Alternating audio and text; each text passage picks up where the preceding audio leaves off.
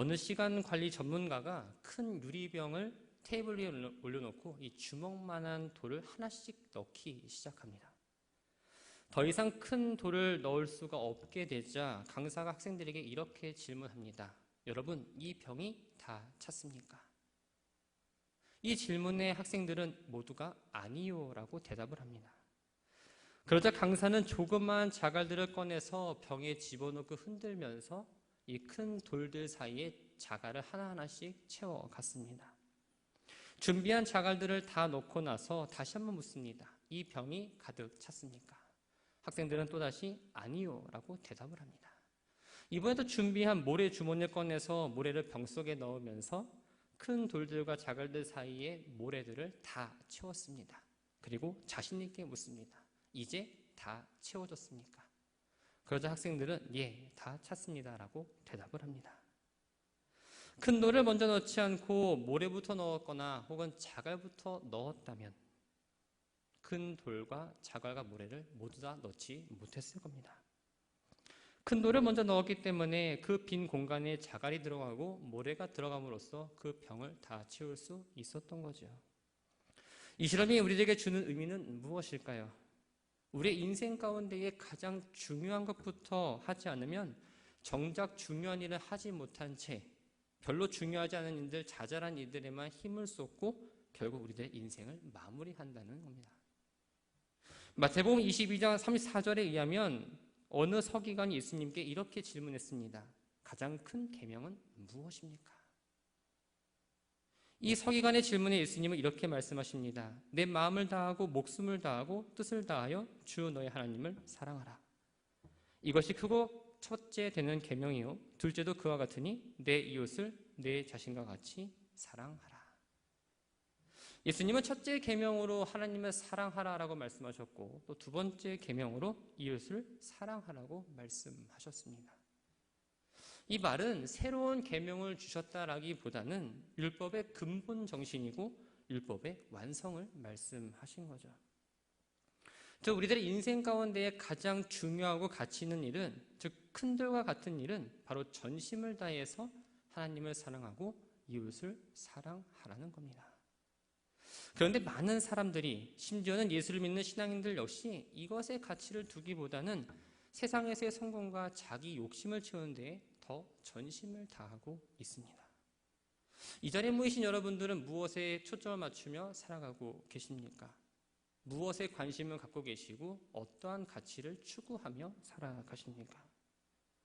경제적으로 여유로워지고 명예를 얻고 업적을 남기는 등 사람들로부터 인정받고 성공했다라는 화려한 일을 한다고 할지라도 우리가 하나님과의 관계 또한 이웃과의 사랑의 관계가 제대로 형성되지 않는다면 인생이라는 공간을 다 채웠다고 말할 수는 없습니다.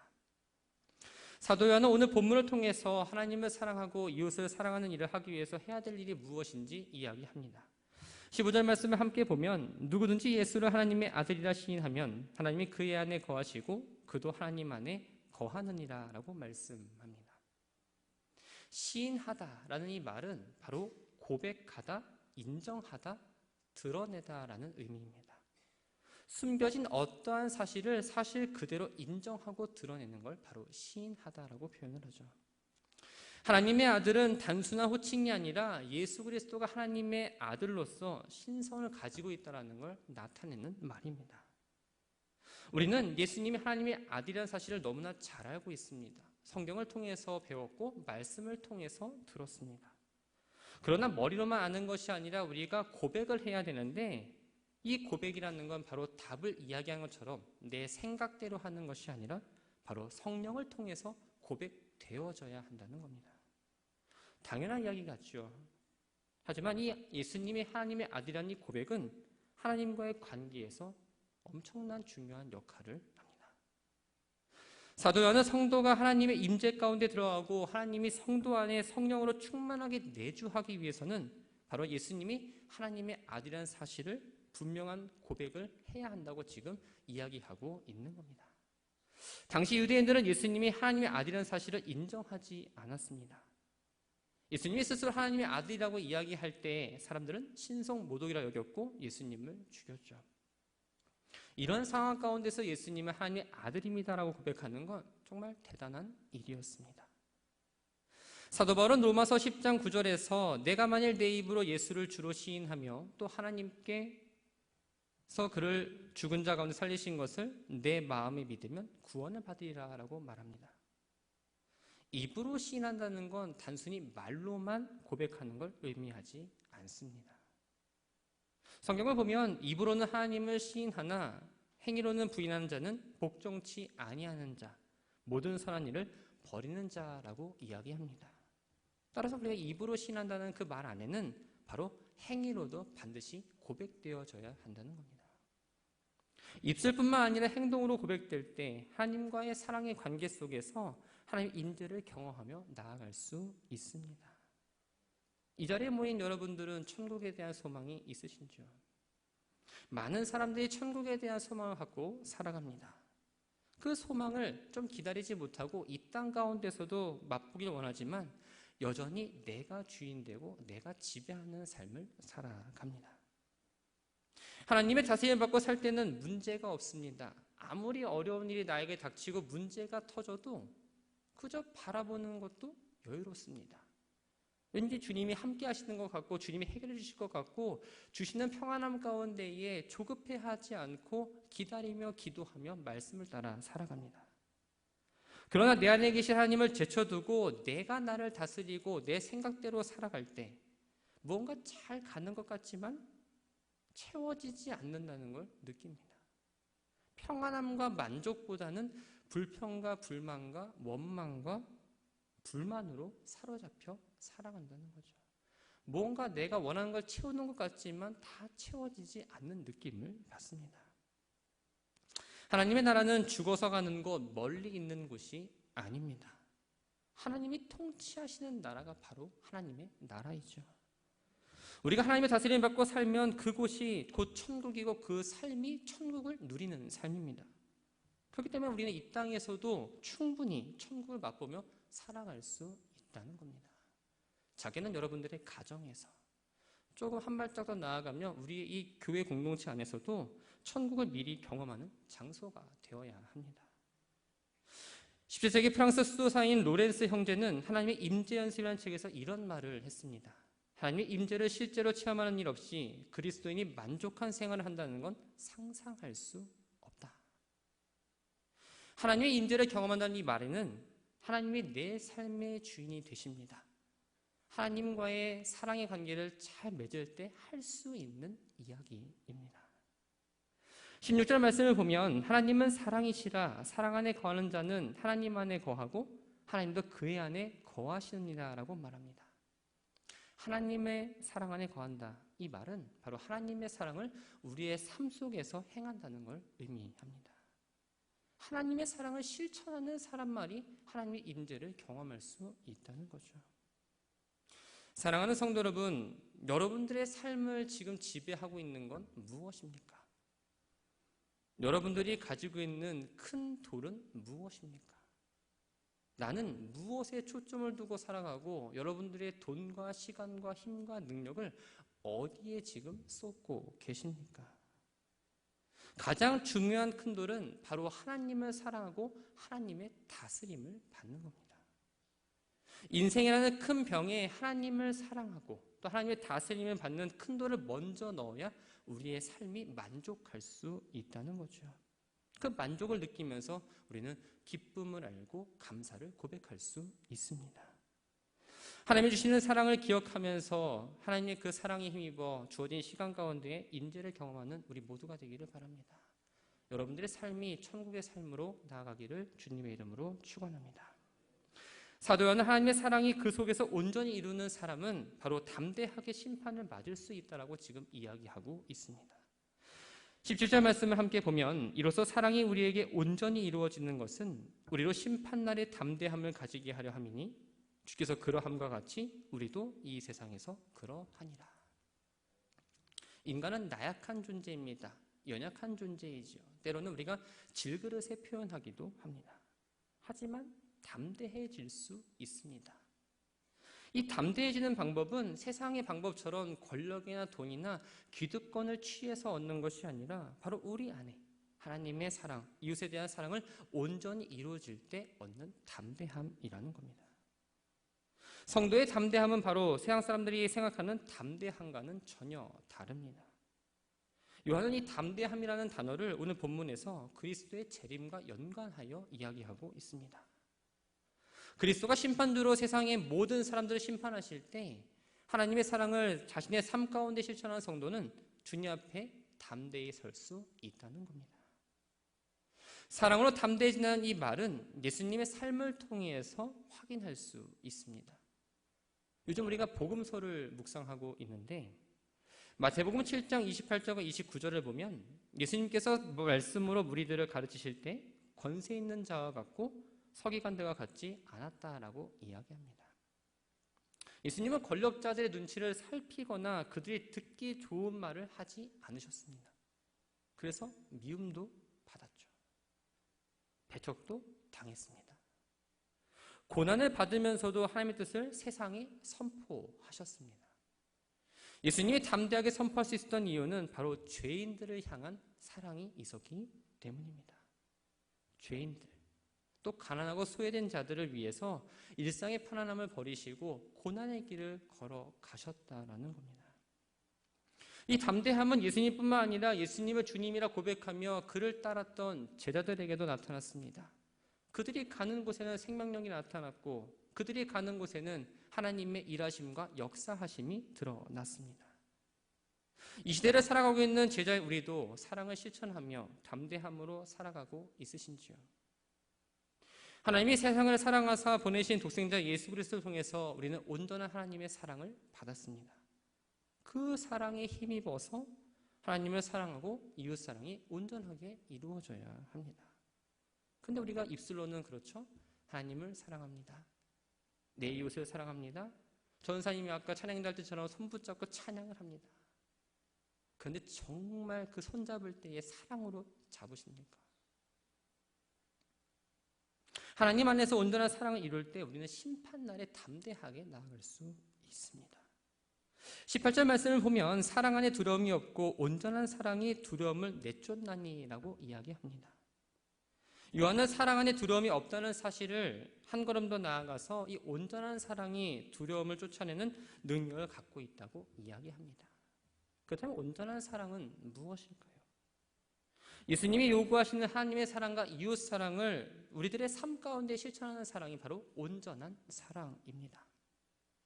많은 사람들이 사랑하는 사람을 위해서 목숨을 버릴 수 있다라고 말합니다. 여러분들도 그러신가요? 아파서 힘들어하고 있는 자녀를 위해서 어떤 마음이 드십니까? 차라리 내가 아팠으면 좋았겠다는 생각을 할 겁니다. 손주, 손녀가 열이 너무 나서 울고 있으면 속상하고 마음이 아프시죠. 죽음에 대한 두려움이 없어서가 아니라 사랑의 힘이 그 두려움을 잊게 하기 때문에 그렇게 말할 수 있는 겁니다. 영화 타이타닉에는 이런 장면이 나옵니다. 주인공인 잭과 로즈는 유람선을 타고 여행하던 도중에 만나서 서로 사랑을 합니다. 그런데 그들이 탔던 배가 빙산과 충돌해서 침몰하게 됩니다. 바다에 빠진 그들은 이 배의 잔해를 하나 붙잡아서 하나를 의지하고 구조대원이 오기를 기다립니다. 이때 잭은 차디찬 물속에서 로즈를 파편 조각 위로 올리고 체온이 떨어지지 않게 합니다. 그런데 물속에 있는 잭의 몸은 점점 더 굳어지고 얼굴은 핏기가 없어집니다. 결국 마지막 힘까지 잃게 된 잭은 로즈에게 끝까지 사랑을 부탁하고 물속에 가라앉아 죽음을 맞이하죠. 이것이 바로 사랑의 힘입니다. 예수님은 큰 계명을 말씀하실 때 하나님을 사랑하는 것을 첫째 계명이라 하셨고 동시에 둘째 계명인 이웃을 사랑하는 것도 말씀하시면서 이 첫째와 둘째가 똑같다라고 말씀하십니다.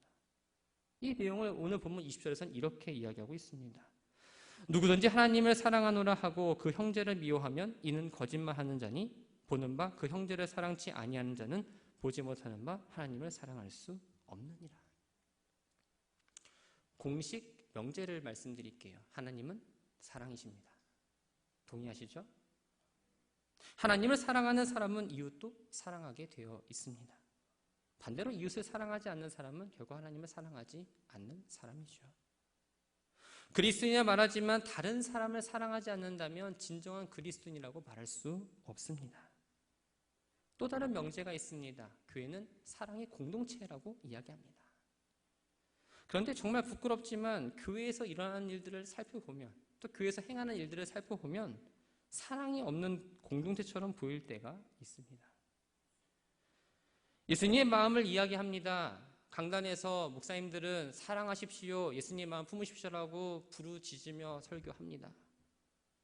그런데 사랑의 마음이, 예수님의 마음이 드러나지 않습니다. 사랑으로 감싸고 누군가의 허물을 덮어줘야 되지만 오히려 허물로 그 사람을 감싸기도 합니다. 말로만 서로에게 지체, 말로만 서로에게 형제 자매가 아니라 실제로 서로에게 우리가 팔다리가 되어 주어야 합니다. 하나님의 임재를 체험하는 공동체, 또 정말 진정한 사랑의 공동체가 되려면 우리는 이러한 노력을 해야 됩니다. 첫 번째는 자신의 가면을 벗으셔야 합니다. 사도 바울은 에베소서 4장 24절에서 그런즉 거짓을 버리고 각각 그 이웃으로 더불어 참된 것을 말하라. 이는 우리가 서로 지체가 됨이니라 라고 말합니다. 본문에서 거짓을 버리라는 이 말의 원뜻은 쓰고 있는 가면을 벗어라입니다. 가면을 쓴 채 서로 만나면 만남의 깊이가 없습니다. 서로에게 영향을 줄 수가 없죠. 여러분들의 공동체 안에서 서로의 가면을 벗을 때 자신의 허물과 실수를 내어놓고 인정할 수 있습니다. 그것을 가지고 흉을 보고 욕을 하는 것이 아니라 그것을 가지고 기도하고 위로할 수 있다는 거죠. 그럴 때 놀라운 역사를 체험할 수 있습니다. 근데 우리 솔직히 해볼까요?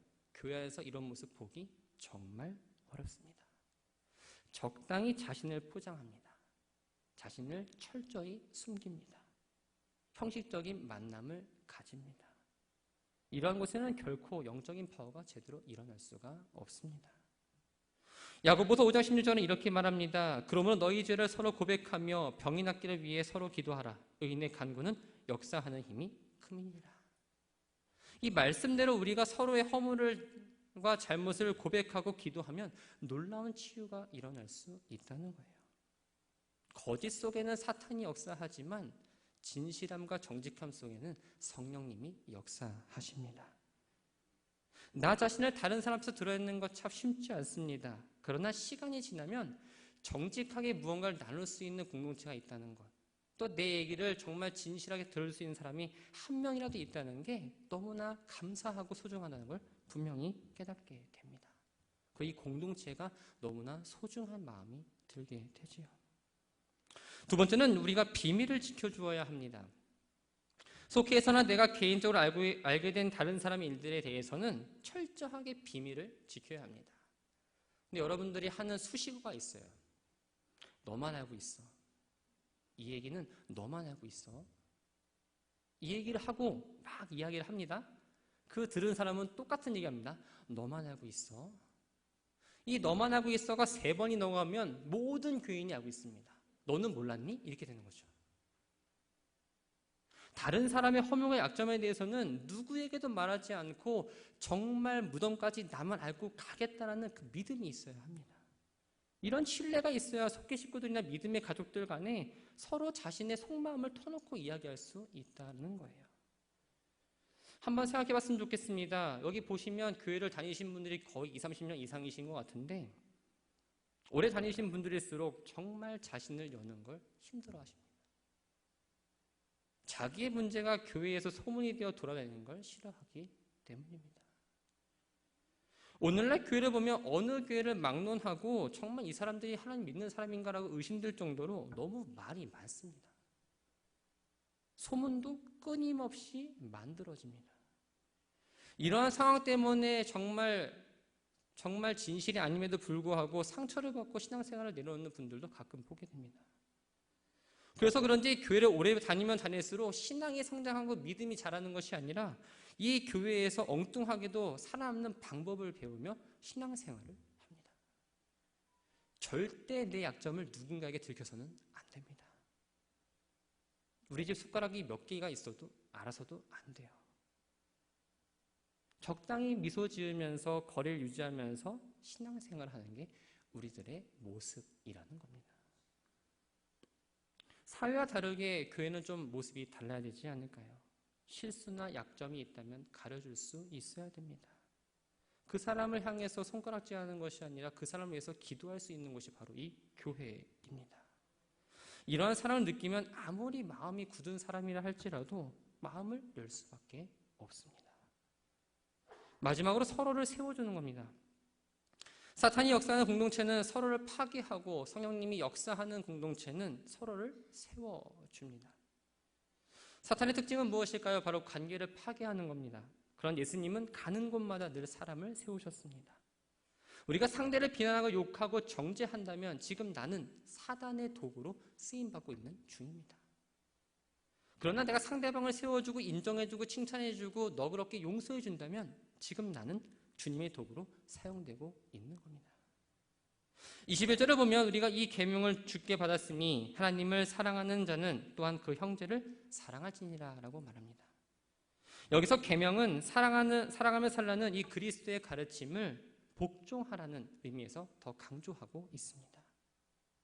사랑이 우리에게 계명으로 주었다는 건 새 계명을 너에게 주노니 서로 사랑하라. 내가 너희를 사랑한 것 같이 너희도 서로 사랑하라. 라는 이 말씀과 내 계명은 곧 너희를 사랑한 것 같이 너희도 서로 사랑하라 하는 이것이니라는 말씀을 통해서 아주 분명하게 이야기하십니다. 많은 계명 가운데에 크고 첫째가 되는 계명이 사랑을 행동하는 것, 성도로서 마땅히 보여야 될 모습입니다. 그런데 우리는 이 계명을 어떻게 여기십니까?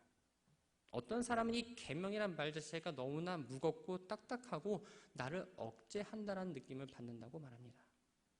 또 어떤 사람은 이웃사랑을 굳이 실천하지 않아도 이 세상 살아가는데 큰 문제가 없다고 생각하면서 실천하지 않죠. 그런데 만약 우리가 이 구약시대처럼 계명을 어긴 사람들을 부정하게 여기고 또 계명을 어긴 즉시에 심판이 이루어진다면 이 사랑하라는 계명을 결코 소홀히 여기지는 않을 겁니다. 이웃사랑에 대한 주님의 명령은 곧 계명입니다. 지켜야 한다는 거예요. 우리가 하나님 앞에 예배하러 나옵니다. 어떤 마음으로 나오시나요? 오늘 주신 말씀을 기대하고 찬양 열심히 하고 좋은 말씀 듣고 말씀대로 살아야지 다짐하는 것 물론 중요합니다. 근데 그 이전에 내가 정말 하나님을 사랑하는가를 먼저 생각해야 됩니다. 그리고 내가 형제를 미워하지는 않았는가? 내가 이 자리에 나올 때까지 형제를 미워하고 형제와 함께 하는 것에 대해서 언짢아하고 불편한 마음이 있었다면 우리는 그것을 회개하고 이 자리에 나와야 합니다. 이웃을 사랑하는 건 구원받은 우리가 선택사항이 아니라 바로 필수사항입니다. 하나님을 사랑하고 이웃을 사랑하는 주님의 계명을 소홀히 여기지 않는 참된 신앙, 건강한 신앙, 하나님께 인정받고 칭찬받는 신앙으로 성장해야 합니다. 사랑하는 믿음의 가족 여러분, 신앙생활은 하나님과 나와의 관계만을 생각하지 않습니다. 하나님을 사랑하는 건 바로 이웃을 사랑하는 것으로 나타납니다. 다른 사람을 사랑하지 못하는 건 바로 하나님을 사랑하지 못하고 있는 거죠. 여러분들은 하나님을 온전히 사랑하고 계십니까? 사랑은 일상에서 만나는 사람들을 어떤 태도와 마음으로 대하느냐에 판가름이 납니다. 내가 행하는 사랑의 힘과 수준은 내가 하나님을 얼마큼 사랑하느냐에 비례한다는 거예요. 하나님이 우리에게 원하시는 건 무엇일까요? 하나님만을 사랑하는 것, 이웃만을 사랑하는 것 아닙니다. 하나님을 사랑하고 이웃을 사랑하는 것이 바로 균형을 이루는 겁니다. 바라기는 누군가를 미워하고 또 시기하고 질투하고 질타하는 이 익숙한 세상에 그 감정에 매여 사는 것이 아니라 사랑이라는 가장 가치 있는 삶을 살며 나아가시기 바랍니다. 그 사랑이 가장 먼저 여러분들이 만들어진 가정, 더 나아가서 믿음의 공동체라 불리는 이 사랑의 공동체인 교회, 조금 더 나아가서 여러분들이 일을 하고 있는 일터와 어떠한 공동체 가운데 나타나서 천국을 늘 미리 경험하고 이 교회 왔을 때 늘 즐겁고 행복하고 여러분의 가정도 늘 즐겁고 행복해서 가는 곳곳마다 천국의 삶을 누리며 나아가는 우리 모두가 되기를 주님의 이름으로 축원합니다.